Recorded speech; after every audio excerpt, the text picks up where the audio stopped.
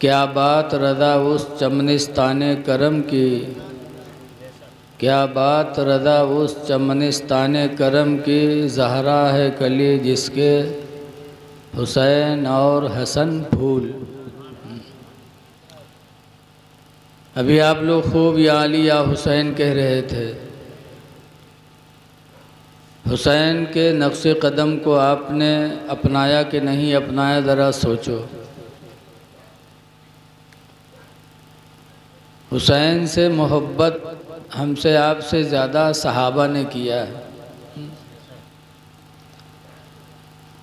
हुजूर की ज़ाहिरी हयात में मदीने मुनव्वरा में मुअज्जिन थे हज़रत बिलाल रदी अल्लाह अन्हु, और उस वक्त काबा की मस्जिद हराम में मुअज्जिन थे हज़रत अबू महज़ूरा रदी अल्लाह ताला अन्हु। मुअज्जिनों का दर्जा बहुत बुलंद होता है। दुनिया में जो आज मस्जिदों में अज़ान पढ़ते हैं, कल क़यामत के दिन अल्लाह ताला उनसे फरमाएगा,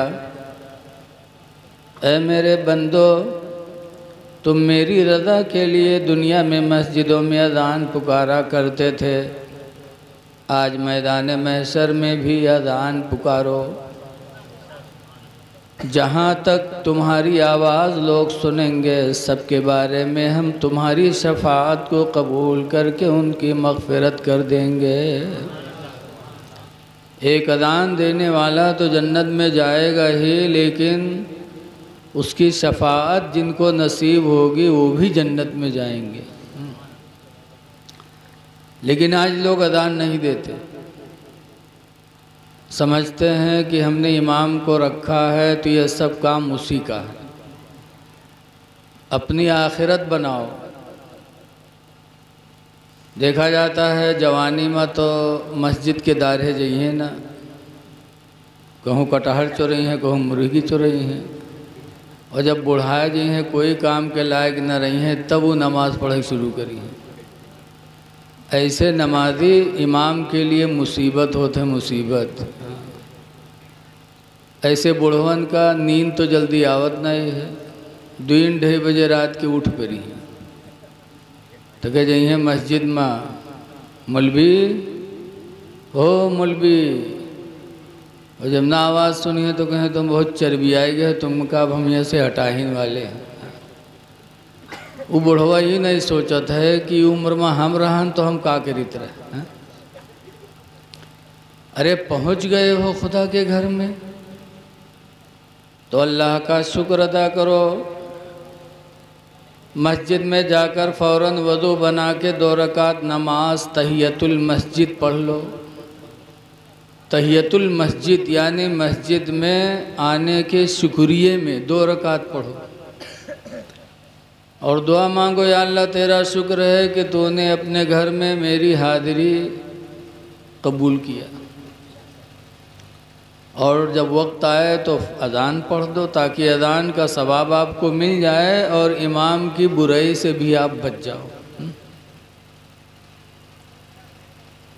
तो हज़रत बिलाल मस्जिद मदीना की मस्जिद में अज़ान देते थे। सरकार मस्जिद के सुतून से टेक लगा के बैठते थे, बिलाल अज़ान पढ़ते थे, और जब अशहदु अन्ना मुहम्मदुर रसूलुल्लाह कहते थे तो आंखें खोलकर हुजूर को देख लेते थे, सुकून मिल जाता था। जब हुजूर का विसाल हो गया और हुजूर दफनाए गए तो हज़रत बिलाल को हुजूर की जुदाई बर्दाश्त न हुई। जब हुजूर को नहीं पाया तो हज़रत बिलाल ने मदीना छोड़ दिया, मुल्क शाम चले गए, और मुल्क शाम में एक शहर था हल्ब, वहाँ जाके ठहर गए कि मदीने में रहूँगा, हुजूर को न देखूँगा तो मैं कैसे जी पाऊँगा। दूर हो गए। 1 साल गुज़रा। 1 साल के बाद हुजूर हज़रत बिलाल के ख्वाब में तशरीफ़ ले गए और फरमाया, बिलाल मेरी ज़िंदगी में, ज़ाहिरी ज़िंदगी में तुम हमसे इतना करीब थे और मेरे विसाल के बाद इतना दूर हो गए कि मदीना के बजाय मुल्क शाम में रहने लगे। हज़रत बिलाल की आँख खुली तो रोते हुए मुल्क शाम से मदीना आए। अब आए हुजूर के कब्र पे पहुँचे और कब्र को चूम कर चिमट के रोने लगे। तो वहाँ का हाकिम था उस वक्त मरवान। मरवान ने डांटा, कहा बिलाल कब्र रसूल को चूम रहे हो, दूर हो जाओ। तो बिलाल ने कहा, मरवान तू हमसे ज़्यादा दीन को जानता है। पूरी ज़िंदगी मैंने अपने पैगंबर के साथ गुजारी जो दीन के बानी बन के तशरीफ़ लाए। पूरी ज़िंदगी में उनके साथ रहा, तो मुझसे ज़्यादा दीन को जानता है। चुप हो गया मरवान। मदीने में ख़बर पहुंची, बिलाल आए। बहुत से लोग आए और कहने लगे, बिलाल 1 साल हो गया हम लोगों ने आपकी अज़ान नहीं सुनी है, काने तरस रहे हैं। बिलाल वो आवाज़ में अज़ान सुना दो जो रसूलुल्लाह सल्लल्लाहु अलैहि वसल्लम के ज़माने में सुनाते थे। हज़रत बिलाल ने कहा, ना अज़ान नहीं पढ़ पाऊँगा। कहा क्यों? कहा जब अज़ान पढ़ता था और अशहदु अन्ना पे आता था तो सरकार को देखकर सुकून मिलता था। अब पढ़ूँगा सरकार को देख नहीं पाऊँगा तो मुझे बर्दाश्त नहीं होगा, मैं अज़ान नहीं पढ़ पाऊँगा। बहुत से लोगों ने कोशिश किया लेकिन बिलाल ने कहा ना। तब लोगों ने कहा कि किसी की बात बिलाल नहीं मानेंगे, चलो हुजूर के दोनों नवासों को बुलाया जाए। हसन हुसैन की बात बिलाल नहीं टालेंगे। तो गए, हज़रत हसन हुसैन को बुला के लाए। दोनों ने कहा, तब भी इन्होंने कहा न कहो। तो हज़रत इमाम हुसैन बिलाल का हाथ पकड़े और मस्जिद नबवी की छत पे ले गए और कहा, बिलाल कान तरस रहे हम लोगों के, खुदा के वास्ते वो अज़ान सुना दो जो नबी करीम के ज़माने में सुनाया करते थे। तो बिलाल अब उनकी बात न टाल पाए, अज़ान शुरू की और जैसे अशहदु अन्ना मोहम्मद पर पहुँचे, आंखें खोली, हुजूर को नहीं पाया तो फिर एक चीख निकली और बेहोश होकर ज़मीन पे गिर गए। जब होश आया तो फिर मुल्क शाम चले गए और वहीं पर उनका विसाल हो गया।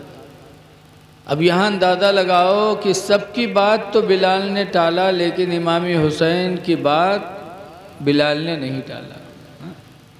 कितनी मोहब्बत थी, कितनी अज़मत थी सहाबा के दिलों में। लेकिन बड़े बदनसीब निकले वो लोग जिन्होंने इमाम हुसैन के साथ जुल्म किया। एक बात याद रखो कि इमाम हुसैन रदियल्लाहु ताला अन्हु सिर्फ यजीद के हाथ पे हाथ नहीं दिए थे, हाथ दे देते, मुरीद हो जाते। जैसे हम लोग रस्मन मुरीद होते हैं, आजकल भी रस्मन मुरीद होते हैं। लोग बुलाए रहे हैं पीर साहब का बढ़िया बढ़िया खवई हैं, नजराना दे हैं और मुरीद हो जाए रस्मन। और मुरीद पीर साहब सब कुछ कहलवा ले हैं कि झूठ न बोले, नमाज न छोड़े, हाँ हाँ सब, दाढ़ी न बनवाए, हाँ ठीक। और के बाद पीर साहब साल 2 साल बाद आए, देखिन न नमाज पढ़े, न चेहरे दाढ़ी, न कुछ। और पूछिए ना कि अरे तू हमसे कह रहा है तो कहीं का किए रे, तो ये हमारी एको बात नहीं माने। पीर साहब ने पूछी है, का है वो तो रस्मन मुरीद किए थे।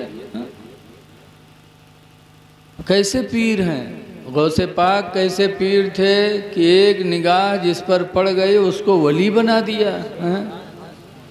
क्यों? वो दिल से मुरीद करते थे। यजीद के हाथ पे इमाम हुसैन ने हाथ नहीं दिया, क्यों?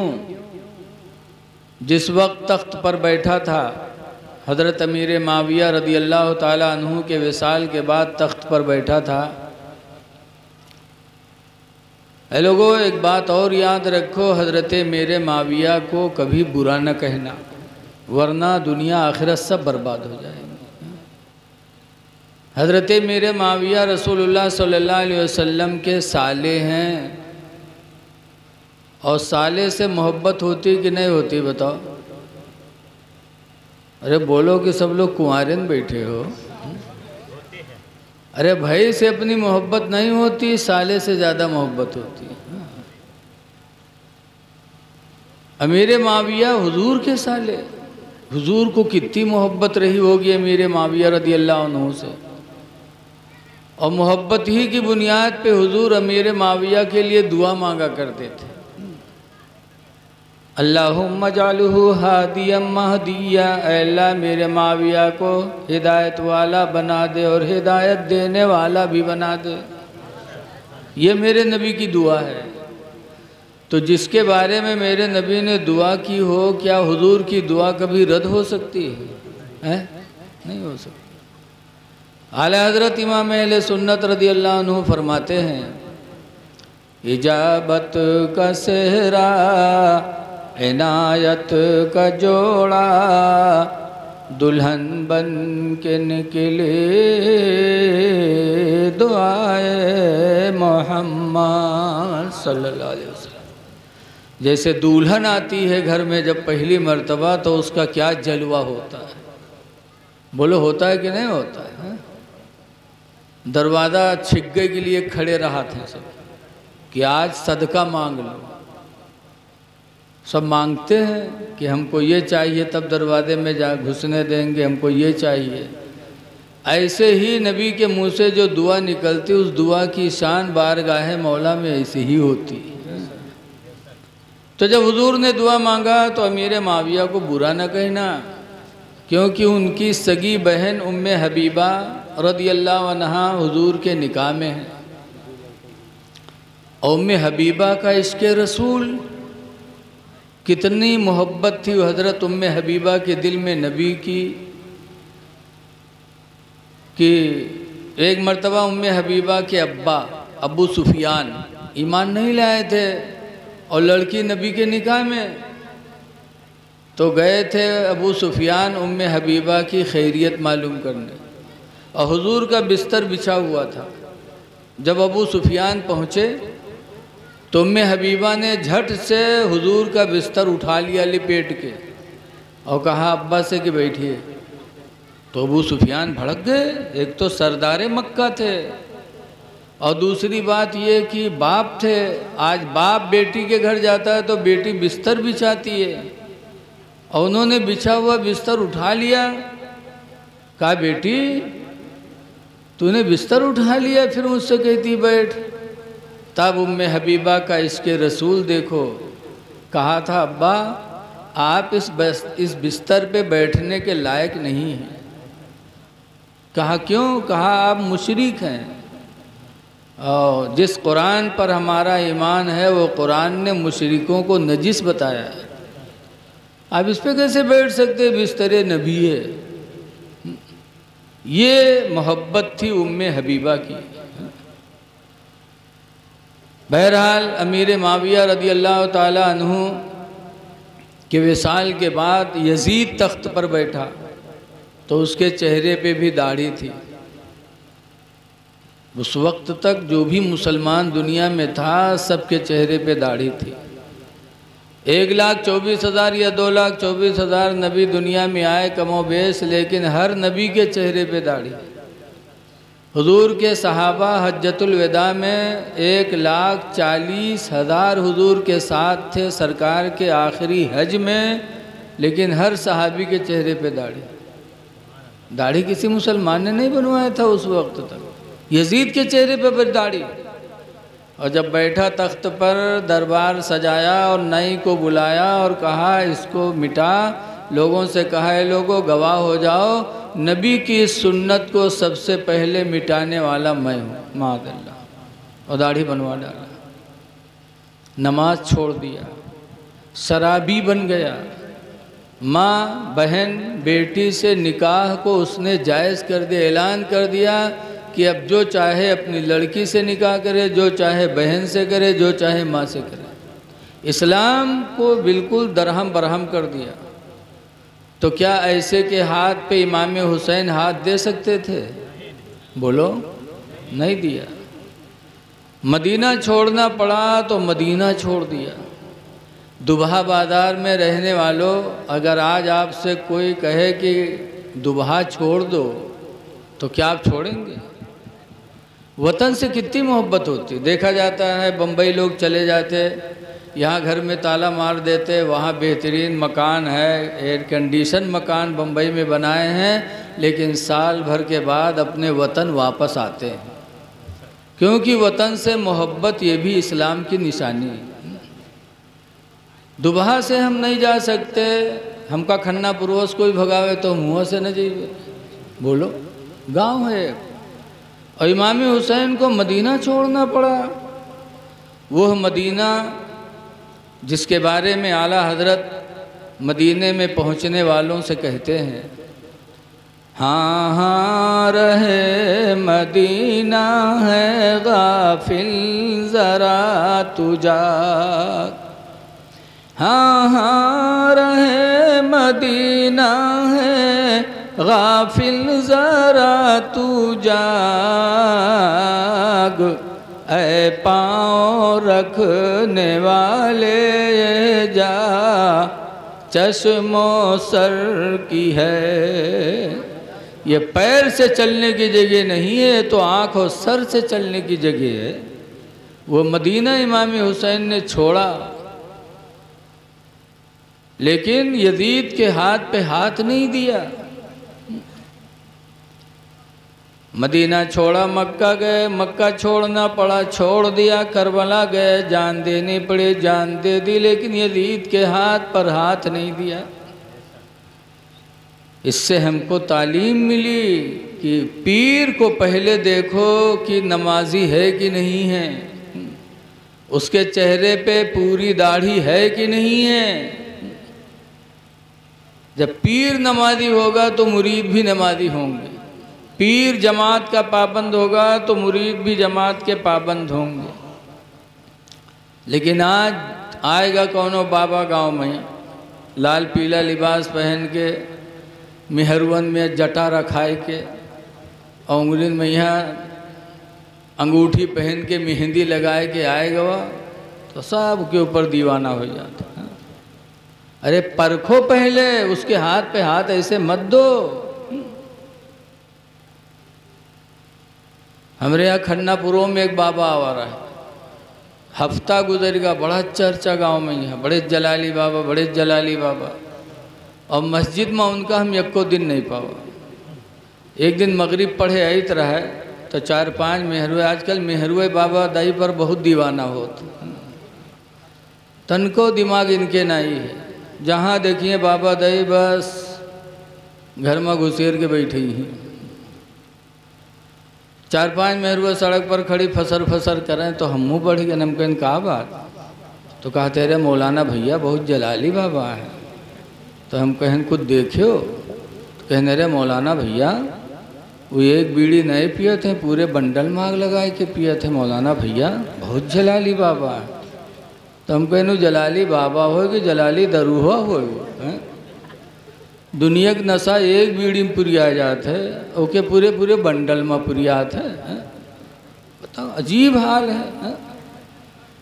हुजूर मुफ्ती रजब अली अलैहि रहमत व रिजवान कहा करते थे कि पानी पियो छान के और पीर करो जान के। पीर को परखो, और पीर को भी चाहिए कि मुरीद को भी परखे। हुजूर गरीब नवाज अली रहमत व रिजवान जब आलिम हो गए, हाफिज हो गए, तो मुरीद होने के लिए हजरत सैयद उस्मान हारूनी के पास गए थे और मुरीद होने की दरख्वास्त की, तो हजरत ने टाल दिया। पीछे लगे रहे गरीब नवाज, जबकि सैयद थे, हाफिज थे, आलिम थे, वली थे, लेकिन उस्मान हारूनी ने टाल दिया। बेचारे पीछे पीछे लगे रहे। एक दिन नहीं, तारीख में लिखा है 25 साल तक पीछे पीछे लगे रहे। 25 साल तक उस्मान हारूनी के पीछे लगे रहे, मुरीद कर लो, मुरीद कर लो। 25 साल के बाद उस्मान हारूनी ने एक दिन कहा कि मोइनुद्दीन ज़रा नीचे निगाह करो। नीचे निगाह किया, कहा क्या देखा? कहा हुजूर ज़मीन का 7 तबक देख रहा हूँ। ऊपर निगाह डालो, ऊपर डाला, क्या देखा? हुजूर 7 आसमान देखा। अर्श देखा, सब कुछ देखा। तब उस्मान हारूनी ने कहा अब आओ तुम मुरीद होने के लायक हो गए। अब आज पीर लोग दलाल रखते हैं अपने साथ हैं, जैसे स्टेज पर पहुँची हैं वो दललवे मैक लेके ठाड़ हुई जी कहीं मुरीद हो ही जाओ न अब जहन्नम में फरिश्ते पकड़ लीजिए, वह हो ही जाओ मुरीद, हजरत तुमको जन्नत में पहुँच ढकेले देते और ज़बरदस्ती मुरीद करें, फेंक दे हैं साफा। उस्मान हारूनी ने मुरीद नहीं किया था गरीब नवाज जैसे वली इंसान, 25 साल तक परखा था। ऐ लोगो, इमाम हुसैन ने हमें तुम्हें ये जहन दिया। यजीद ने सबसे पहले दाढ़ी बनवाई थी, इमाम हुसैन ने नहीं बनवाई थी, हज़रत अली ने नहीं बनवाई थी। या हुसैन या अली, अभी हज़रत अली अली कह रहे थे, हुसैन हुसैन, तो हमका लागत है अगर मना न करते तो सुबह तक आप लोग कहा करते। लेकिन ठीक है, कहो, हुसैन का नारा बुलंद करो, लेकिन नारा लगाने से पहले समझो कि क्या हम उनके नक्शे कदम पर हैं, अली के नक्शे कदम पे हैं। हज़रत अली शेर खुदा रदी अल्लाह ताला अन्हु के चेहरे पे ऐसी दाढ़ी थी, ऐसी दाढ़ी माशाअल्लाह घनी और बड़ी कि एक दफ़ा यहूदियों की एक जमात आ रही थी और मैं एक यहूदी के चेहरे पर तनिक से दाढ़ी लगी रहा, इक्का दुक्का बाले से, जैसे सिकचिल्लिया के देखे हुए तनिक के दाढ़ी रखा है सिकचिल्ली ना, ऐसे वो रखा है। हज़रत अली की दाढ़ी देखा तो हैरत में पड़ा, कहा अली एक बात बताओ, हमारे चेहरे पे दाढ़ी के बाल यक्का दुक्का उगे और तुम्हारे चेहरे पे दाढ़ी के बाल अल्लाह ने इतना उगा दिया, इसकी वजह क्या है? कुरान से बताओ कि हमारे चेहरे पे यक्का दुक्का, तुम्हारे चेहरे पे घने बाल। कुरान से बताना, चूँकि तुम्हारे नबी ने तुमको इल्म का दरवाज़ा बताया, इल्म के शहर के कि तुम दरवाज़ा हो। हज़रत अली फरमाते सुनो, मेरे खुदा ने कुरान में कुछ छोड़ा नहीं है, कुरान में इसका भी बयान पढ़ा। हज़रत अली ने फ़ौरन फरमाते वल बलदु तय्यिबु यख़रुजु नबातहु कसीरन बिइज़्नि रब्बी, कि जो ज़मीन अच्छी होती है वो अपने रब के हुक्म से पौधा ज़्यादा उगाती है।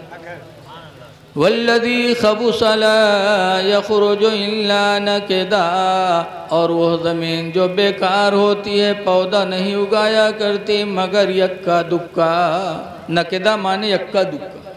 जैसे उसने सवाल किया वैसे हज़रत अली ने कुरान पढ़ के जवाब दिया। यहूदी पुकार उठा, कहा खुदा की कसम, तुम्हारे पैगंबर ने जो फरमाया तुम इल्म के शहर के दरवाज़ा हो, हकीकत में फरमाया। फ़ौरन वो यहूदी कलमा पढ़ने लगा तो सारी जमात कलमा पढ़ के मुसलमान हो गई। तो हज़रत अली की वो दाढ़ी थी कि जिसको देखकर यहूदी मुसलमान हो गए, और आज हम मुसलमान हो गए चेहरे से दाढ़ी बना रहे। अगर कोई दाढ़ी रखा ले तो के हाली भी वो नहीं होता आजकल। एक आदमी था, वो की बिटिया के शादी लगी एक लड़का के साथ है, तो बपुआ कही जे देख तो ली लड़कवा का, वहाँ गवा तो बेचारा दाढ़ी रखाए रहा। देखे तो ये तो मुल्ला है, वो ये का कमाई का खवाई। मुल्ला लोगन तनख्वाह 6,000 7,000, वहू कोनो फाती हम चूक गए तो वहू नदारत। हाँ, छोड़ो हटाओ, कोनो पैंट बूसट वाला ढूंढो, मिल गया पैंट बूसट वाला जो जैसे जिसको ढूंढता अल्लाह उसको ऐसे मुलाकात करा देता। जैसे आजकल रोज़ी कुछ लोग मेहनत करके खाना चाहते हैं तो अल्लाह मेहनत की रोज़ी देता, और कुछ भीख मांग के खाना चाहते तो भीख के ज़रिए अल्लाह उन्हें रोज़ी देता। कुछ चोरी करके चाहते तो चोरी से उन्हें रोज़ी मिलती। जो जैसे नियत करता है अल्लाह उसके लिए वैसे ही असबाब पैदा कर देता।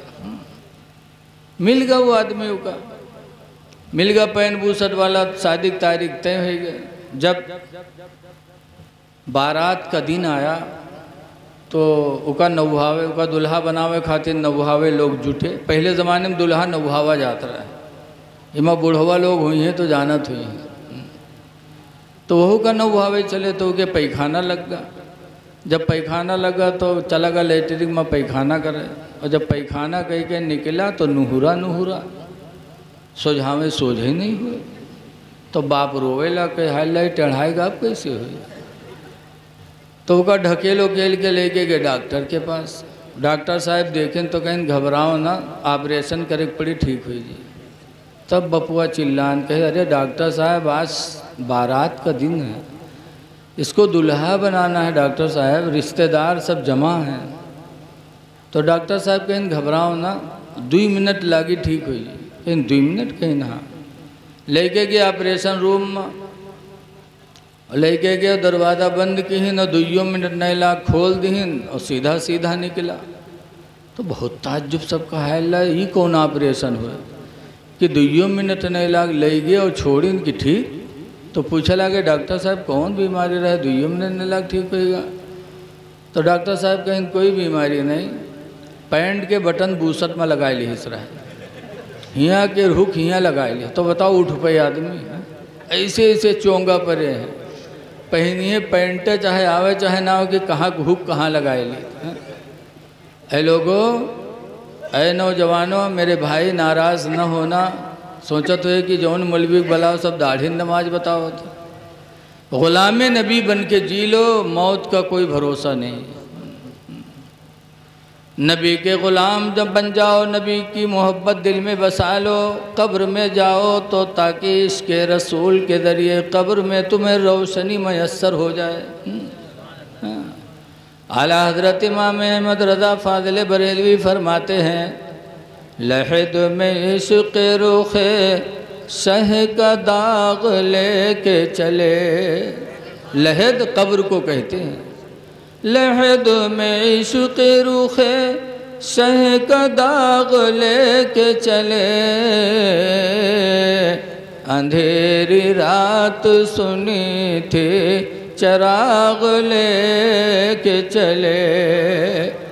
अंधेरी रात सुनी थी चिराग लेके चले। दाढ़ी कब्र में रोशनी का सहारा है। हदीसों में आया कि जिसके चेहरे पे दाढ़ी होगी उसकी कब्र मुनव्वर होगी। अब तो अटैक चला है, अटैक, जवानी में मौत आ रही, आनन फानन। अभी बरेली शरीफ आला हज़रत के मदरसे मंदर इस्लाम के बड़े मुफ्ती हज़रत मुफ्ती अफरोज़ आलम अलैहि रहमा घर में थे। बरेली में घर उनका। सर में दर्द हुआ, बीवी से कहा ज़रा सर दबा दो। बीवी ने सर दबाया, चाय पी के मदरसा निकले थे कि रास्ते में गिर गए, और गिरे तो उठाया, अस्पताल ले गए तो पता चला नस फट गई, और दिल्ली जाने की तैयारी हो रही थी कि हज़रत की रूह जिस्म से परवाज़ कर गई। इन्ना लिल्लाहि व इन्ना इलैहि राजिऊन। 38 साल के थे, बड़े नेक, बड़े खलीक। अल्लाह उनकी कब्र पे रहमत की बारिश नादिल करे। तो मौत अब जवानों को आ रही, पहले बुढ़ापे में आती थी, अब बुढ़ापों में तो आती ही जवानी में आने लगी। खुदा जाने कि इस वक्त क्या हो जाए। तो ग़ुलाम नबी बन के जी लो। अल्लाह कुरान में फरमाता, वला तमूतुन्ना इल्ला व अंतुम मुस्लिमून। हरगिज़ हरगिज़ तुम न मरो मगर मुसलमान बन के मरो। मुसलमान बन के जाओ, कब्र में रोशनी का सहारा लेके जाओ, चेहरों को दाढ़ी से मुनव्वर कर लो। लेकिन आज कुछ लोग ऐसे हैं जो कब्र से भी डरते नहीं, कब्र में भी नहीं डरते कि कब्र क्या है। जैसे बताते हैं एक बुढ़वा रहा बीमार भवा, तो कोई लड़का का घेर के बैठे, अब्बा ये बात अब्बा वो बात, अत्ते में है बुढ़वा कहते भैया रे भाई बचबे ना। तो कहीं तब अब्बा, तो कहीं जो हम मर जेबे ना तो हमरे कफन में पुरान कपड़ा लगायो। तो लड़के कहें अब्बा यूँ कहाँ हुई पई, गाँव वाले कहा कहीं है अब्बा। तो कहीं गाँव वाले चक्कर में पड़ के सारे हमको फंसाए दे हो रे तुम लोग। कहीं काहे अब्बा। तो बड़ुआ कहते पुरान कपड़ा में लपेट के रखो कब्र में, ताकि जब फरिश्ते यहीं सवाल करें और देखिए कफन पुरान, तो कहें ये तो बहुत पहले मर चुका है, कहीं हिसाब होएगा वही छोड़ो। तो छोड़ छाड़ चले जाई हैं और नवा कफन में लपेट कर रखिए, जुड़ते जुट जाई हैं कि न जुटी हैं रे। बताओ ऐसे ऐसे दलाल बुढ़वा पड़े कि ज़िंदगी भर तो दलाली करवे कहीं, लेकिन मरे के बाद कब्रों में 420 करे सोचे बैठे हैं। कब्र बड़ी अंधेरी कोठरी है। आला हजरत इमाम अहले सुन्नत फरमाते हैं कि खड़े हैं मुनकर नकीर सर पर, न कोई हामी न कोई यावर। खड़े हैं मुनकर नकीर सर पर, न कोई हामी न कोई यावर। और बता दो आकर मेरे पयंबर के सख्त मुश्किल जवाब में है। हज़रत इमाम हुसैन और उनके अब्बा की ज़िंदगी देखो, देखो ये अहले बैत अपने लिए किसी से दुश्मनी नहीं करते थे और अपनी ज़ात के दुश्मन से बदला नहीं लेते थे। हज़रत अली शेर खुदा रज़ी अल्लाह ताला अन्हु, मैं इसलिए कह रहा हूँ कि या अली कहते हो तो अली के अमल को अपनाओ। आज दीन की कोई बुराई करे, कुरान के ख़िलाफ़ बोले, नबी के ख़िलाफ़ बोले तो हम लोगों से कोई मतलब नहीं, उससे खाएंगे पिएंगे जाएंगे आएंगे। और अगर अपने बारे में कुछ कह दे तो लोग उससे ख़ानदान छोड़ देते। क्या अहले बैत ने ऐसा किया है? हज़रत अली शेर खुदा रज़ी अल्लाह ताला अन्हु एक जंग में गए और जंग में अल्लाह ने उन्हें फ़तेह अता फरमाया। तो कूफा में एक यहूदिया थी, यहूदिया औरत जिसका नाम था कताम। उस यहूदिया औरत का शौहर उस जंग में मारा गया। जब वो बेवा हुई तब उसने कसम खाया था कि मेरा शौहर जंग में मार दिया गया, मैं बेवा हो गई, अब मैं ऐसे शख्स से निकाह करूंगी जो मेरे महर में अली का सर काट के देगा। ये उस औरत ने कसम खा लिया कि अब मेरे महर में जो अली का सर काट कर देगा मैं उससे निकाह करूंगी। और बड़ी खूबसूरत थी। लोगों ने निकाह का पैगाम दिया, लेकिन जब वो हज़रत अली का सर मांगती थी महर में तो वो लोग पीछे हट जाते थे। लेकिन एक बदनसीब था अब्दुर्रहमान इब्ने मुलजिम, वो तैयार हो गया, कहा मैं अली का सर काट के तुमको दूंगा, तुम मुझसे निकाह कर लो। रमज़ान का महीना था, तलवार को तेज़ किया और कूफा की जामे मस्जिद में गया और दरवाज़ा के आड़ में छुप के खड़ा हो गया कि अली सबसे पहले मस्जिद में आएंगे, मेरे लिए उनके गर्दन को काटना आसान होगा। तलवार को तेज़ किया और कूफा के जामे मस्जिद के दरवाज़े के बगल में जाके खड़ा हो गया। हज़रत अली रोज़े की नियत करके, सेहरी खा के रोज़े की नियत करके, वज़ू बना के नमाज फ़जर अदा करने के लिए कूफा की मस्जिद में आ रहे थे। और उनकी आदत थी कि जब मस्जिद में आते थे तो कहते थे अस्सलाह अस्सलाह अस्सलाह, यानी नमाज नमाज नमाज। वो जानता था कि ऐलान करते आएंगे मेरे लिए मारना आसान होगा। तलवार को तेज़ किया, 21 रमज़ान थी, गया रात में दरवाज़ा के बगल में छुप के खड़ा हो गया। सुबह हज़रत अली तशरीफ़ लाए, रोज़े की नियत करके जैसे कूफा के दरवाज़े की कूफा के मस्जिद के दरवाज़े पे कदम रखा, जैसे दुआ मांगी अल्लाहुम्मा अफ्तह ली अबवाब रहमतिका, अल्लाह मेरे लिए रहमत के दरवाज़ों को खोल दे, वैसे ही अब्दुर्रहमान ने तलवार मारी हज़रत अली पर। हज़रत अली की कनपटी कटी और ज़मीन पे बेहोश होकर गिर गए। ये भगा, पीछे से इमाम हसन आ रहे थे, पकड़ लिया और पकड़ के घर में बंद किया। इतने में शोर हुई कूफा में कि हज़रत अली पर कातिलाना हमला हो गया। हज़रत इमाम हसन आए, हज़रत अली को उठा के घर ले गए। तो हज़रत अली को दूध का पियाला इमाम हसन ने दिया था कि अब्बा इसको पी लो। तो हज़रत अली ने फरमाया था, हसन मेरा कातिल कहाँ? आप लोग ज़रा उठक बैठक ना करो भैया, ज़रा बैठ जाओ थोड़ी देर के लिए। आपने इतनी मेहनत से जलसा सजाया है, मैं चाहता हूँ कि कुछ बातें आपके दिलो दिमाग में आ जाए, हो सकता है कोई अमल कर ले। हज़रत अली फरमाते हैं, हसन मेरा कातिल कहाँ है? कहा अब्बा मैंने उसे कमरे में बंद कर दिया है आपका बदला लेने के लिए। तब उस वक्त हज़रत अली ने क्या फरमाया था, यही बताना मैं चाहता हूँ। हज़रत अली ने कहा था, हसन पहले दूध का प्याला मेरे कातिल को पिला दो। खुदा जाने किस वक्त से मेरे इंतज़ार में खड़ा रहा हो, भूखा होगा, घर में तुमने बंद कर लिया है, खौफो दहशत से उसका हलक सूख गया होगा। हसन पहले दूध का प्याला मेरे कातिल को पिलाओ। इमाम हसन लेके गए, कहा ले पी ले। उसने सर हिला दिया, नहीं पीऊँगा। तो फिर लाए, हज़रत अली को दिया, तो हज़रत अली ने कहा क्या हुआ? कहा नहीं पिया। तब हज़रत अली रोए थे, कहे थे मेरा कातिल बड़ा बदनसीब निकला। मैंने दिल में सोच लिया था कि अगर मेरे हाथ का दिया हुआ दूध का प्याला पी लेगा तो क़यामत के दिन मैं अपना खून माफ़ करके रसूलुल्लाह से इसकी शफाअत करा दूंगा। लेकिन मेरा कातिल बड़ा बदनसीब निकला। ये कहकर हज़रत अली की शहादत हो गई 21 रमज़ान को। ए आली आली कहने वालों, हज़रत अली ने अपने कातिल से बदला नहीं लिया, अपनी जान के दुश्मन से बदला नहीं लिया, बल्कि दूध का प्याला पेश किया था। इससे पता चला कि जो हमारा दुश्मन हो उससे हम अच्छा बर्ताव करें।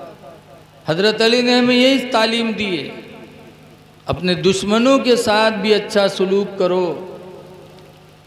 यही वजह है कि अल्लाह के रसूल ने अपने दुश्मनों के लिए दुआएं मांगी हैं, बद्दुआ तक नहीं किया मेरे नबी ने।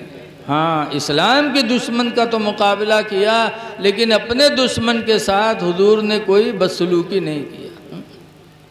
जैसा कि आपने सुना होगा कि हुजूर मक्का से ताइफ गए थे। आज हमको दुबहा के लोगों ने बुलाया तो हम गाड़ी से आए, खाना भी बेहतरीन प्रधान जी के यहाँ खाया, काफ़ी इज़्ज़त दिया उन्होंने, अल्लाह उन्हें इसकी जज़ा दे। और आपने बुलाया, इज़्ज़त दी, सब कुछ इंतज़ाम है, तब मैं बोल रहा हूँ। और हुजूर को किसी ने बुलाया नहीं था, पैदल ताइफ गए थे और सिर्फ़ एक बोली कहा था, ला इलाहा इल्लल्लाह, अल्लाह के अलावा कोई इबादत के लायक नहीं है। यही बोली बोली थी मेरे नबी ने, तो लोगों ने रुपया नहीं बरसाया था बल्कि हुजूर पर पत्थर चलाए थे। और इतने पत्थर चलाए कि हुजूर की पिंडलियाँ ज़ख्मी हो गईं और हुजूर का जूता खून से भर गया था। ऐसे मौके पर मेरे पैगंबर ने दुआ मांगी थी, बद्दुआ नहीं किया था, अपने दुश्मनों के लिए दुआ मांगी थी। अल्लाहुम्मा इहदी कौमी, अल्लाह मेरी कौम को हिदायत दे दे, फ़इन्नहुम ला यालमून, इसलिए कि ये मुझे पहचान नहीं पा रहे हैं। इलाही इनको हिदायत अता फरमा दे। ये नबी की ज़िंदगी हमारे तुम्हारे लिए राह हिदायत है। इसीलिए किसी कहने वाले ने कहा था कि सलाम उस पर कि जिसने बादशाही में फ़कीरी की, और सलाम उस पर कि जिसने गालियाँ सुनकर दुआएं दी।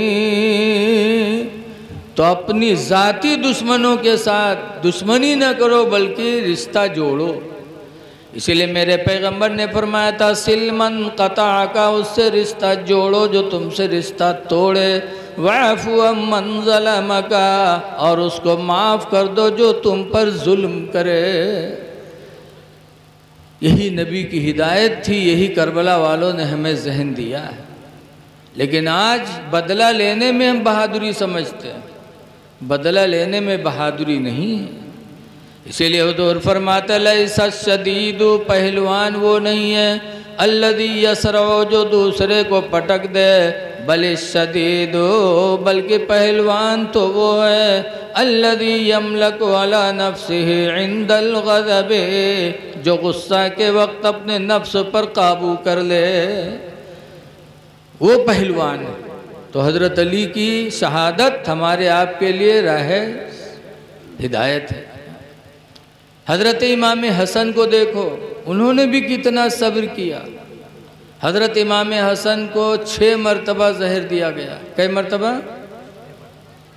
6 मरतबा। पहली मरतबा शहद में जहर मिलाकर इमाम हसन को खिलाया गया। जब जहर का असर बड़ा, तकलीफ़ हुई, हुजूर के रौदे पे गए, दुआ मांगी, अल्लाह ताला ने रसूलुल्लाह के वसीले से जहर के असर को ख़त्म फरमा दिया।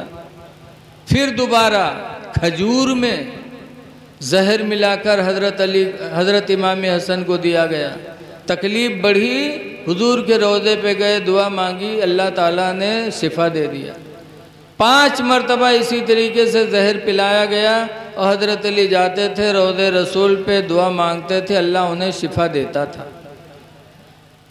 6ठी मरतबा जब हीरे की कनी पानी में मिलाकर पिलाया गया, तब हज़रत इमाम हसन ने सोचा कि शायद मेरे दुश्मन को मेरी ज़िंदगी अच्छी नहीं लगती, मेरे दुश्मन को मेरा जीना अच्छा नहीं लगता, तो सोचा बेहतर है मौत। नहीं गए रोज़े रसूल पे और इस तरह तड़पने लगे जैसे मछली पानी के बगैर तड़पती है। खून की उल्टी इमाम हसन को होने लगी। तब इमाम हुसैन ने पूछा था, भाईजान क्या हुआ? कहा किसी ने जहर पिला दिया। कहा भाईजान नाम बता दो। इमाम हसन ने कहा नाम पूछ के क्या करोगे? कहा मैं आपका बदला लूँगा उससे। तब इमाम हसन ने कहा था, हुसैन मैंने सारा मामला अपना खुदा के सुपुर्द कर दिया है। हुसैन तुमसे बेहतर बदला लेने वाला मेरा रब है, तुमको बदला लेने की ज़रूरत नहीं। और इमाम हसन की शहादत हो गई 5 रबीउल अव्वल को। इमाम हसन ने भी चलते चलते बता दिया कि अपने दुश्मन से बदला नहीं। लिहाजा लोगों बदला न लो, बल्कि करबला वालों की ज़िंदगी को सामने रखो। ऐसे ऐसे मौके पर उन्होंने सब्र किया और आज हम सब्र का दामन छोड़ रहे हैं।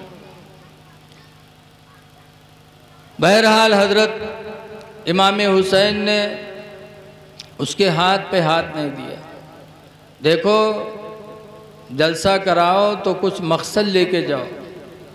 करबला वालों ने दाढ़ी रखाई, हमें दाढ़ी रखानी है। उन्होंने सब्र किया, हमें सब्र करना।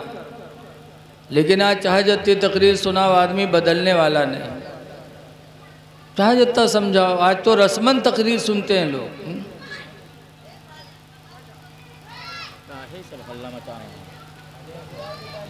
ज़रा कोई हो इन बच्चों को भगा दो भैया।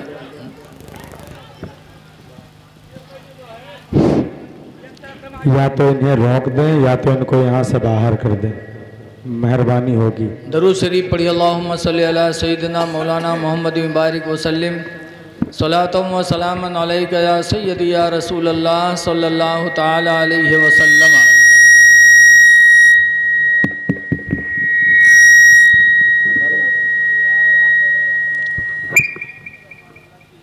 इमाम हसन इमाम हुसैन ये अल्लाह को कितने प्यारे थे। एक मर्तबा हसन हुसैन कुश्ती लड़ रहे थे। बचपन में बच्चे कुश्ती लड़ते हैं। हसन हुसैन कुश्ती लड़ने लगे तो हुजूर सामने थे। तो हुजूर ने हसन से कहा, हसन हुसैन को ऐसे पकड़ो, ऐसे पटको। तो हज़रत फ़ातिमा ने कहा, अब्बा हद हो गई आपसे कि दुनिया का दस्तूर है छोटे के दिल को बढ़ाते हैं, अब आप बड़े के दिल को बढ़ा रहे हैं। आपको तो हुसैन से कहना चाहिए, हुसैन हसन को ऐसे पकड़ो, ऐसे पटको, और आप कुश्ती का दांव हसन को बता रहे हैं। तो हुजूर मुस्कुरा के कहते हैं कि फ़ातिमा देखो जिब्रील खड़े हैं, वो हुसैन को बता रहे हैं कुश्ती का दांव कि हसन को ऐसे पकड़ो, ऐसे पटको, तो मैं हसन को बता रहा हूँ कि तुम हुसैन को ऐसे पकड़ो, ऐसे पटको। अब आप अंदाज़ा लगाओ, बचपन में बचपना था और कुश्ती लड़ रहे हैं तो फरिश्तों के सरदार हज़रत जिब्रील मिन जानिब इलाही हाजिर हो रहे हैं। ये उनके दर्जात की बुलंदी का आलम था। इसीलिए आज देखो मस्जिद में इमाम खुतबा दे रहा हो तो हुक्म है कि अब कोई नमाज न पढ़े, कोई दरूद न पढ़े, कोई किसी से बोले ना, चुपचाप बैठो खुतबा सुनो। लेकिन हसन हुसैन की शान देखो, अल्लाह के रसूल मदीना की मस्जिद में खुतबा दे रहे थे और हसन छोटे थे, खेलते खेलते मदीना की मस्जिद में पहुंच गए तो हुजूर ने खुतबा देना बंद कर दिया। हसन को उठाया और प्यार फरमाया। रवायतों में है कि हुजूर कभी नमाजियों को देखते, कभी हसन को देखते, और उसके बाद फरमाया, है लोगों, मेरा ये बेटा हसन अनकरीब मुसलमानों में सुलह कराएगा। जब मुसलमान दो पार्टी में बढ़ जाएंगे तो मेरा बेटा हसन मुसलमानों की दोनों पार्टियों में सुलह करा के एक कराएगा। ये मेरे नबी ने हसन के बारे में फरमाया। और यही वजह हुई कि हज़रत अली की शहादत के बाद मुसलमान में दो ग्रुप हो गए। कुछ तो हज़रत अमीर माविया के साथी बन गए और कुछ इमाम हसन के। 6 महीना तक इमाम हसन मसनद खिलाफत पर रहे और 6 महीना के बाद खिलाफत अमीर माविया को वापस कर दिया और कहा 6 महीना के अंदर मुझे इसमें कोई मज़ा नहीं मिला। हज़रत मेरे माविया को खिलाफत देकर इमाम हसन ने सुलह किया और मुसलमानों में जो ग्रुप बंदी हो गई थी इमाम हसन ने सबको एक कर दिया। तो जो बात मेरे नबी ने हसन के बारे में फरमाया था उसको पूरा इमाम हसन ने किया। इसलिए आप सुलाहियत करो। अगर हसन के मानने वाले हो, किसी से मुकदमा हो रहा है तो सुलह कर लो, किसी से बोल चाल ना हो तो सुलह कर लो। हसन ने हमें चलते चलते यही सबक दिया था कि अल्लाह को सुलह बहुत पसंद है। और आज हम उनके मानने वाले, चल रहा है मुकदमा तो चल रहा है, ज़िद है कि हम चाहे घर बिक जाए लेकिन हम पीछे नहीं हटेंगे। और याद रख लो, ज़िद्दी का अंजाम बहुत ख़राब होता है। ज़िद नहीं करना चाहिए। मौलाना अब्दुल मुस्तफ़ा आदमी अलैहि रहमा ने लिखा है कि एक नवाब साहब थे, उनके एक नौकर रहे, उसका नाम रहे बुद्धू। एक दिन नवाब साहब के ससुराल से दावत आई तो नवाब साहब ने बुद्धू से कहा, यार ससुराल चलना था। तो बुद्धू ने कहा चलो चला जाए। तो नवाब ने कहा मेरा पैजामा बहुत गंदा है, ससुराल का मामला है। तो बुद्धू ने कहा हमारा पैजामा साफ़ रखा है, आप हमारा पहन लो, मैं आपका पहन लूँगा। मैं नौकर आदमी गंदा होगा तब भी चल जाएगा। नवाब ने कहा ना, अगर कहीं ससुराल वालों को मालूम हो गया कि नवाब अपने बुद्धू का पैजामा पहन के आए हैं तो कितनी बड़ी बेइज्जती होगी। बुद्धू ने कहा पैजामा हमारा है, जब हम न बताए तो कोई कैसे जाने, पहनो। तो कहीं ध्यान रखना, फिर कहें हाँ ध्यान है, पहनाए थी अपन पैजामा। और बुद्धू नवाब का पैजामा पहन लिया। अब नवाब साहब जब ससुराल में पहुँचे, बुद्धू साथ में, तो नवाब के लिए तो दरवाज़ा खुल गया, अंदर चले गए और बुद्धू के लिए बरामदे में चारपाई डाल दी गई। बुद्धू बरामदा में। गाँव वाले ने पता चला कि नवाब साहब आए हैं तो कुछ लोग मिले आए। जब मिले आए तो नवाब साहब तो अंदर, बुद्धू बाहर। तो लोग पूछें बुद्धू से, बुद्धू नवाब साहब कहाँ है?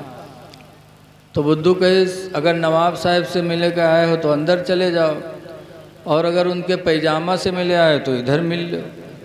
तो लोग कहें ये कौन बात है? कहें बात ऐसे है, अगर उनसे मिला है तो अंदर जाओ, अगर उनके पैजामा से मिला है तो इधर मिल लो। अब नवाब साहब बहुत आग बगोला, लेकिन करें क्या। जब लोग मिलके चले गए तो नवाब साहब निकले होकर भगावे लगे। तो कहें अरे आका एक गलती माफ़ कर दो, अल्लाह माफ़ करता, आप भी माफ़ कर दो, भूल गया था। खैर माफ़ कर दिया। फिर कुछ लोग मिले आए। जब फिर मिले आए तो पूछें बुद्धू भाई नवाब साहब कहाँ हैं?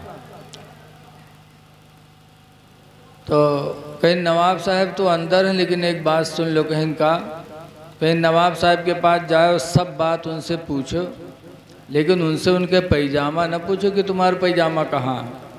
कहीं नहीं कहा बात, कहीं बात ऐसे है। जब लोग मिलके चले गए, नवाब साहब निकले हो के मार के भगावे लगे। तो कहे अरे साहब मना तो किया था कि पैजामा ना पूछना, कहा हट नालायक, फिर पैजामा पैजामा रट रहा है। कहा अच्छा आपकी माफ़ कर दो, पैजामा ज़बान पे नहीं आएगा। खैर माफ़ कर दिया। फिर कुछ लोग मिलने आए। जब मिलने आए तो पूछे ला कि बुद्धू नवाब साहब कहाँ है? अब बुद्धू सर नीचे झुकाए ली, चुप। लोगों ने कहा अरे बुद्धू बताओ ना नवाब साहब कहाँ हैं हो? बुद्धू एक चुप हजार चुप। फिर लोग कहने रे बुधवा बोलना रे, नवाब साहब कहाँ हैं रे? तो बुधवा कहा था जब उनके पैजामा को हम नहीं बता सकते तो उनको कैसे बता सकते हैं। बस नवाब साहब निकले का मार के भगाएंगे। उसने ज़िद कर लिया था कि हम पैजामा बता के रहेंगे, तो मारा भी गया, नौकरी भी गई। ऐ लोगों, ज़िद न करो, किसी से ख़ानदान न हो तो ख़ानदान कर लो, किसी से बोल चाल न हो तो बोल चाल कर लो, मुकदमा चल रहा है सुलह कर लो। अगर हसन हुसैन के मानने वाले हो तो उनके नक्शे कदम को अपनाना पड़ेगा। बहरहाल इमाम हुसैन रदियल्लाहु अन्हु ने उसके हाथ पे हाथ नहीं दिया, मक्का से करबला पहुंच गए।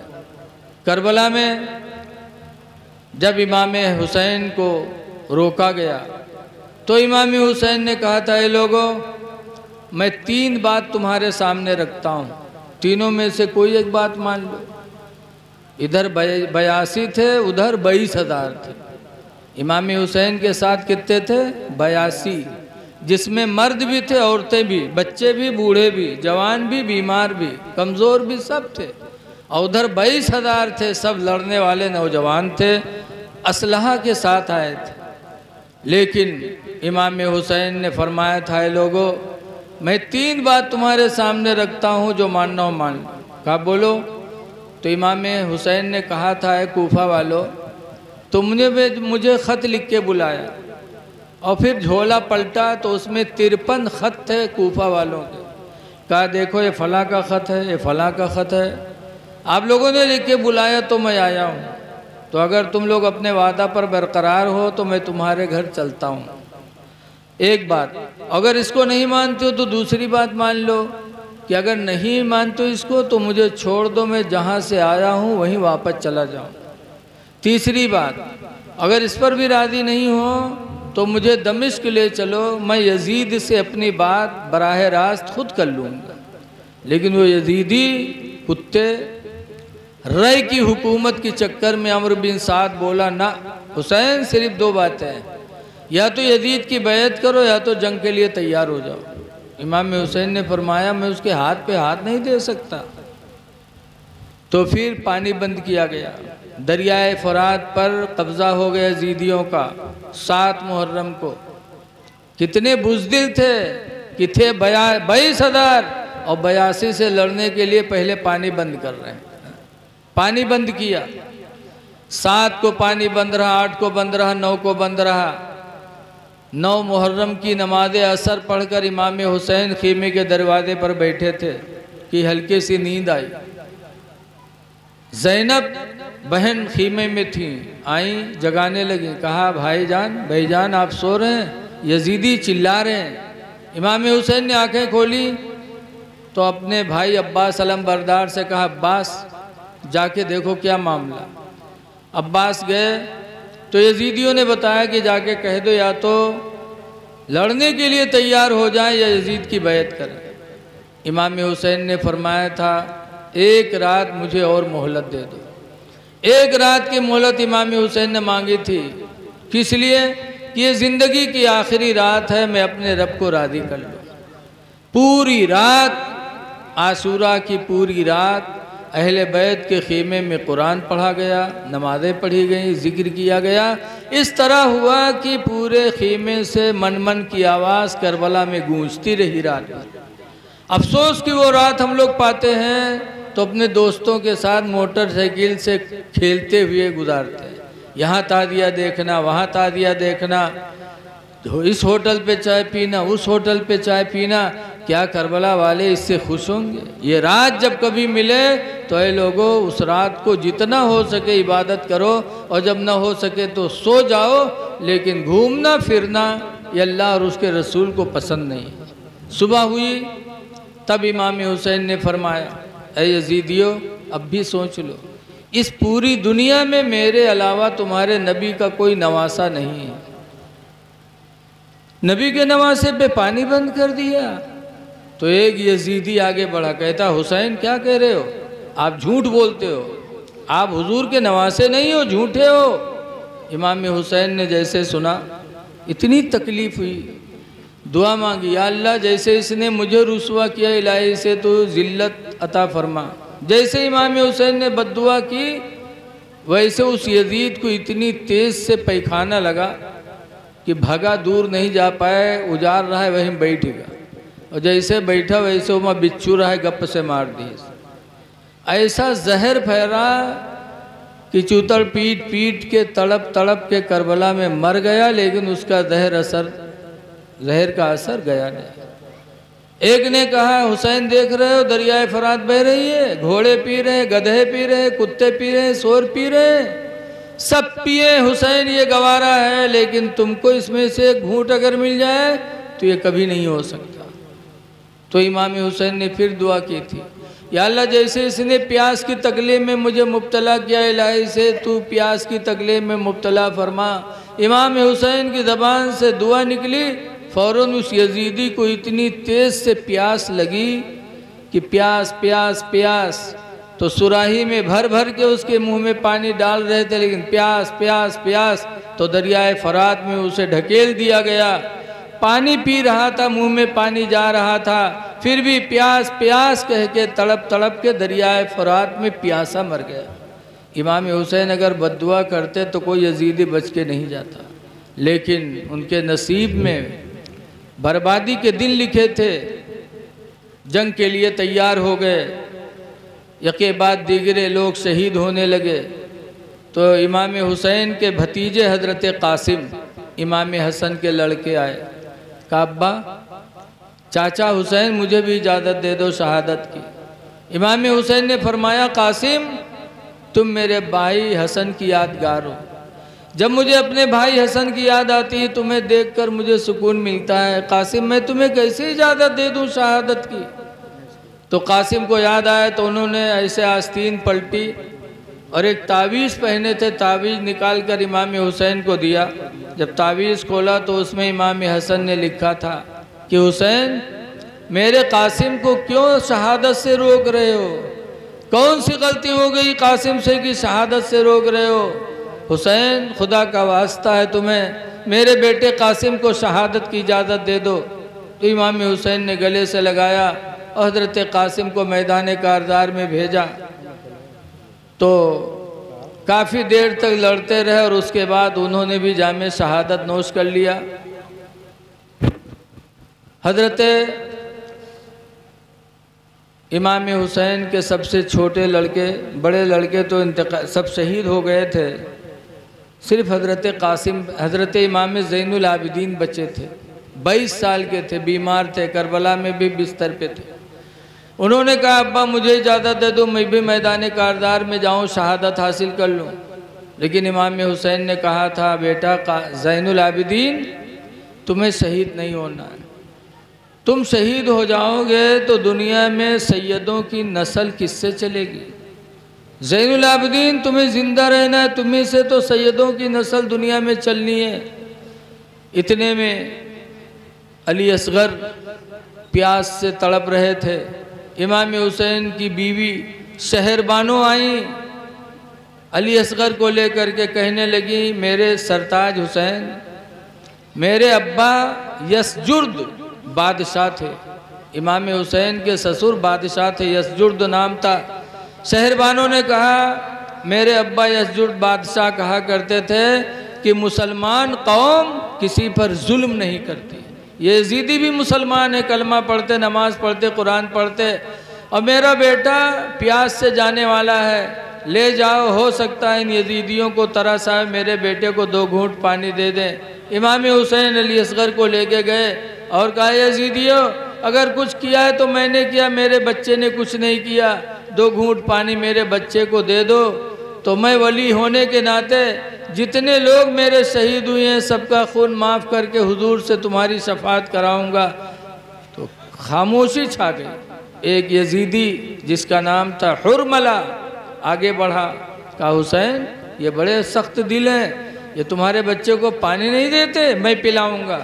ये कह करके आगे बढ़ा, आवाज़ तीन में तीर छुपाए था, करीब पहुंचा कि अली असगर के हलक पे तीर मारा, तीर हलक से पार होके हुसैन के बाजू में छिद गया।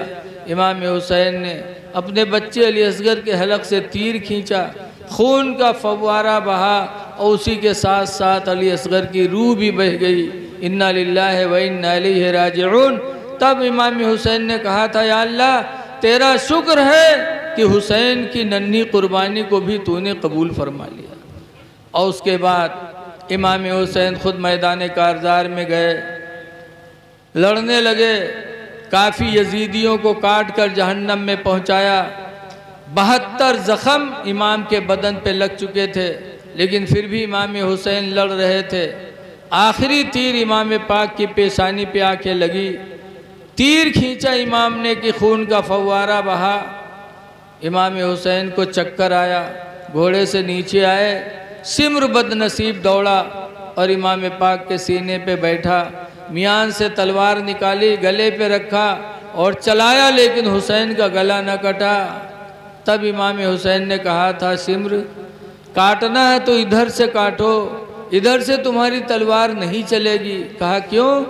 कहा ये वो गला है जिसे मेरे नाना रसूलुल्लाह चूमा करते थे, इधर से गला नहीं कटेगा, ज़रा गिरेबान खोल। जब सिम्र ने गिरेबान खोले तो कोढ़ के दाग सीने पे चमक रहे थे।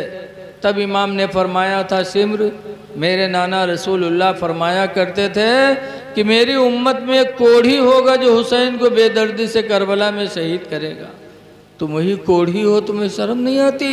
जुमा का वक्त है, सब इमाम मिंबरों पे बैठकर मेरे और मेरे नाना पे दरूद पढ़ते होंगे और तुम मेरे सीने पे बैठे हो। उतरो, मुझे भी रब की बारगाह में सजदा करने दो। सिम्र हटा, उसी हालत में मेरे इमाम ने सर सजदे में रखा। खूली बदनसीब आया, तलवार मारी, इमाम हुसैन का सर मुबारक जिस्म से अलग हो गया। इन्ना लिल्लाहि व इन्ना इलैहि राजिऊन। चलते चलते सजदे में सर कटाकर इमाम हुसैन ने हमको आपको तालीम दी थी कि ऐ मेरे नाना जान के कलमा पढ़ने वालों, तुम हुसैन की तरह सर सजदे में कटा तो नहीं सकते, लेकिन कम से कम अपने सर को सजदे में झुका तो सकते हो। इसलिए लोगों, नमाज़ों की पाबंदी करो, एक दूसरे से मिलजुल के रहो, लेकिन नमाज पढ़ने के लिए, दीन पर चलने के लिए इल्म की सख्त ज़रूरत है। आज हम में इल्म नहीं है, आज हमारे बच्चे मदरसों से दूर हो रहे हैं, हम आज मदरसों की तरफ ख्याल नहीं रखते। ऐ लोगों, ज़रा सोचो तो, हमारे तुम्हारे नबी जब मक्का से हिजरत करके मदीना गए थे तो मदीने में मस्जिद बाद में बनाई थी, मदरसा पहले बनाया था। मदरसा कायम किया था मेरे नबी ने मदीने शरीफ में, जिस मदरसे का नाम था सुफ़ा, यानी एक चबूतरा बनाया था। उसी पे गरीब सहाबी बैठ बैठ के पढ़ते थे। और जब शाम होती थी तो तुम भी प्याला लेकर मदीने के अंसारियों के दरवाजे पे जाते थे, कहते थे लिया सहाबी सुफ़ा, चबूतरा वालों के लिए। तो मदीने के अंसारी घर से निकलते थे, कभी खजूरें डालते थे, कभी रोटी के टुकड़े डालते थे, और उसी को खाकर मुसलमान उस चबूतरे पे इल्मे हदीस, इल्मे दीन मेरे नबी से सीखा करते थे। तो ऐ लोगों, मदारिस जितने हैं इस्लाम की बुनियाद हैं, मदरसे रीढ़ की हड्डी है, समझो। जैसे हमारी आपकी रीढ़ की हड्डी गड़बड़ हो गई तो हम नहीं रह सकते, ऐसे मदरसे रीढ़ की हड्डी हैं, मदरसे नहीं होंगे तो हमारा इस्लाम कैसे महफूज होगा। इसलिए इस दौर में ज़रूरत है आपको कि अपने मदरसों का ख्याल रखो। हदीस पाक में है, जिसने किसी मदरसे के बच्चे को एक कलम ख़रीद के दे दिया तो अल्लाह ताला उसे उहुद पहाड़ के बराबर सोना खर्च करने का सवाब अता फरमाएगा।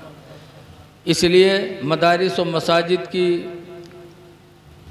तरफ अपने तवज्जो को कायम रखो, अपने मदरसे और मस्जिद के इमामों और मुअज्जिनों के खाने का ध्यान दिया करो, इसलिए कि सबसे बड़ी नेकी है खाना खिलाना। किसी भूखे को खाना खिला दो तो सवाब मिलेगा, और मस्जिद के मुअज्जिन, मदरसे के मुदर्रिस को अगर खिलाओगे तो आपको खिलाने का सवाब तो मिलेगा ही, लेकिन इल्म दीन के फैलाने का सवाब आपको हमेशा मिलता रहेगा। इसलिए आप हजरात से गुजारिश है, नमाज़ों की पाबंदी करो, मदरसों का ख्याल रखो और अपनी मौत को याद रखो। खुदा जाने किस वक्त बुलावा आ जाए।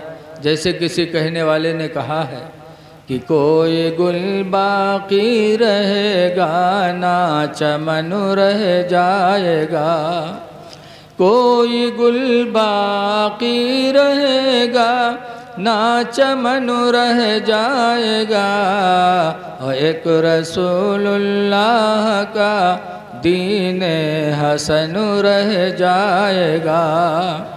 और हम सफ़ीरो बाग में हैं कोई दम के चहचहे, हम सफ़ीरो बाग में हैं कोई दम के चहचहे, और बुलबुलें उड़ जाएंगी सोना चमन रह जाएगा। नमाज़ों की पाबंदी करो। बस एक बात, जहाँ जहाँ अल्लाह ने कुरान में अपनी इबादत का हुक्म दिया है वहीं पर माँ बाप की फर्मा बरदारी का भी हुक्म दिया है। फरमाए ओ बुदुल्लाह वला तुशरिकू बिही सय्या, अल्लाह की इबादत करो, किसी के साथ किसी को शरीक न करो। वबिल वालिदैन एहसाना, और माँ बाप पर एहसान करो। 17 जगह कुरान में अल्लाह ने